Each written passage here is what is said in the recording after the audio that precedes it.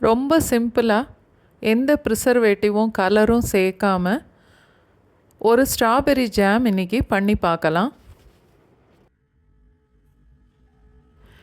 250 gram strawberry நல்லா கழுவிட்டு இது மாதிரி பொடிசாக கட் பண்ணி எடுத்துக்கணும். ஸ்ட்ராபெர்ரியில் பாதி அளவு 125 கிராம் சீனி ரெண்டையும் நல்லா அடிகனமான ஒரு பாத்திரத்தில் சேர்த்துட்டு 50 இல்லை 60 ml அளவுக்கு தண்ணியும் சேர்த்துட்டு நல்லா கொதிக்க விடணும். இப்போது அடுப்பை ஆன் பண்ணி மீடியம் ஃப்ளேமில் வச்சுக்கலாம்.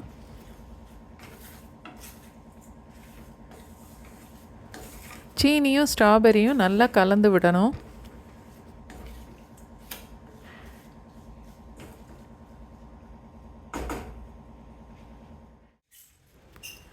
சீனி நல்லா கொதித்து கரையிற வரைக்கும் அடிக்கடி கிளறி விட்டுட்டே இருக்கணும்.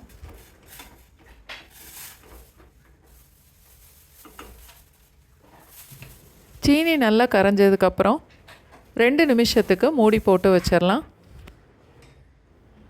சீனியும் ஸ்ட்ராபெர்ரியும் சேர்ந்து நல்லா கொதிக்கும் போது அடுப்பை லோ ஃப்ளேமில் மாற்றிடணும்.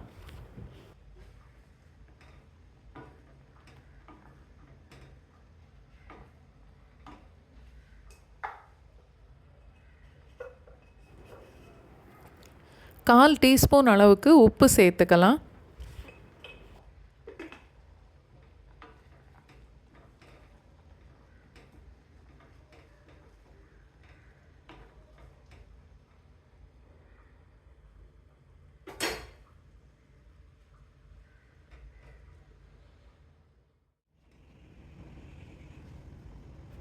ஸ்ட்ராபெர்ரியும் சீனியும் சேர்ந்து நல்லா கொதித்து கெட்டியாக மாறி வரணும்.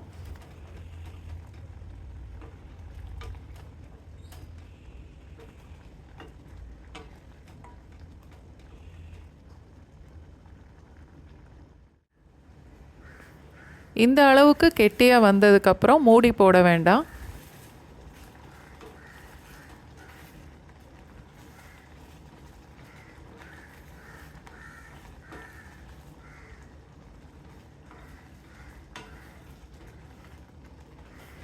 அடுப்பு லோ ஃப்ளேம்லேயே இருக்கட்டும். அடிக்கடி கிளறி விட்டுக்கணும்.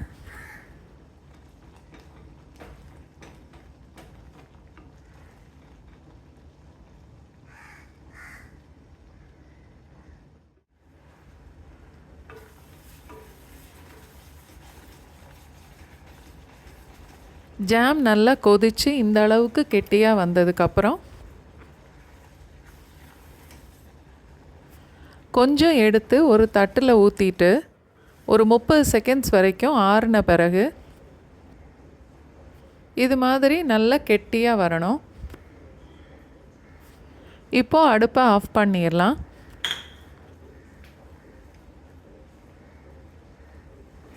இந்த அளவு ஜாம் செய்கிறதுக்கு 30லேருந்து 40 நிமிஷம் வரைக்கும் தான் ஆகும். நல்லா ஆறுனதுக்கப்புறம் ஒரு பாட்டில் இல்லைன்னா ஏதாவது ஒரு ஏர்டைட் கண்டெய்னரில் போட்டு மூடி வச்சிடலாம். ரொம்ப ஈஸியான ரெசிபி, கண்டிப்பாக ட்ரை பண்ணி பாருங்கள்.